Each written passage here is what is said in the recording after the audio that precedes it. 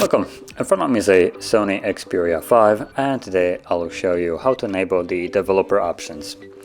So to get started you want to open up settings and from here scroll all the way down to about phone and then again all the way down where you'll find build number. Tap on the build number 7 times. Now for me it says no need, you're already a developer, I already have it enabled. But for you after 7th tap it will either be enabled or it will show you a pattern that you need to, or PIN or password if you have any kind of protection on your device.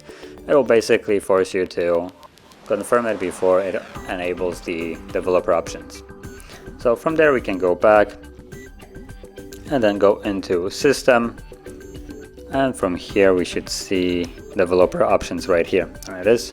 Tap on it and there is the access to all the developer options.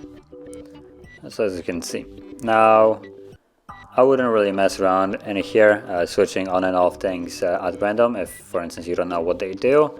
Some of them might disable certain key aspects of the device, so make sure that you know what you're enabling or disabling, otherwise you might mess up your device.